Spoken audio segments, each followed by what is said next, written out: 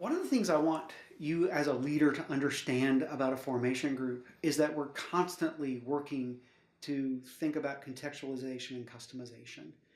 And the reason we think that way is because we understand that if I take a program into one church and it works really beautifully in their community, if I pick that up and move it to another church, it may not work specifically because every institution, every organization, every church community is a unique element.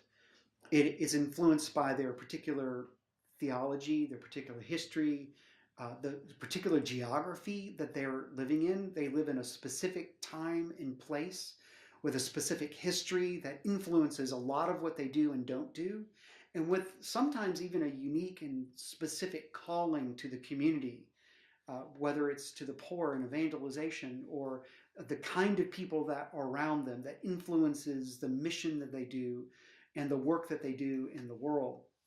And we have to take that into consideration at all times. I am loath to consider that we are offering people a program in a box. It is not a program that can be opened up and done the exact same way in every context. Mission leaders need something slightly different than pastors. Marketplace leaders, embodied in context of local churches, need something different than artists, need something different than bankers. And we need to understand that we need to customize and contextualize our work to the very audience that we have. It's a way of loving a specific congregation or specific institution, is recognizing that God's doing something unique in that space that we have to listen to and pay attention to and adapt our work to find its way to serve those people the best. That's our goal, is to serve the community that God's invited us to participate with in the way that's going to see the Spirit of God move them and use them in their community and in their calling, not impose our understanding of that into their context. But it's important for you as a leader to recognize where there's flexibility and where there's not flexibility, and where there's adaptability and not adaptability. And I use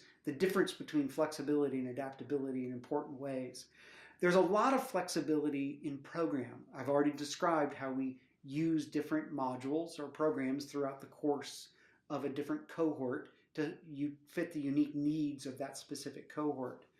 But there's not a lot of flexibility in the process. They all have to include regular retreats. They all have to include regular practices, and they need a mentor in their life, and they have to have a small group or a regular group. And all of those contexts have to have the same philosophy of learning, practice, reflection, and relationship. We all have to have those uh, cohorts moving towards union with God, participation in God's people, and participation in God's mission in the world. Those are things that were inflexible. We're not going to shift on those things. But we can be flexible in our program or the content that we deliver, emphasizing art in creation for artists, or the process of mission and ministry and the unique things that go on in the life of a pastor when we're working with pastors. However, we can adapt the inflexible things. So earlier I mentioned that we adapt the way we do retreats. We can make the retreats 1 day or 3 days. We can adapt the retreats to fit a particular context or ministry, whether they're done in a city and people stay in their homes, or we go to retreat centers in rural communities, or there's lots of ways of doing the retreats a little bit differently.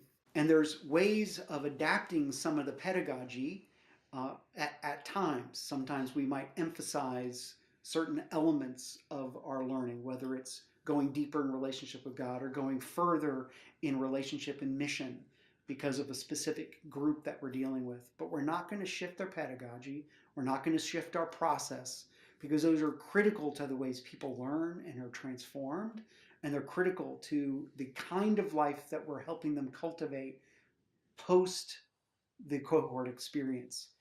We're constantly trying to create a life where they'll continue in that philosophy and in that process after they're with us. So we're wanting to embed those things into their life as a habit that will have life on the other end. The specific things they learn, the content, the programs, the process, those are the kinds of things that we can adapt and change with a whole lot more flexibility. So as a leader, hold that in tension. You're trying to contextualize these unique things, adapt the process, and when necessary, adapt the philosophy, but not very much.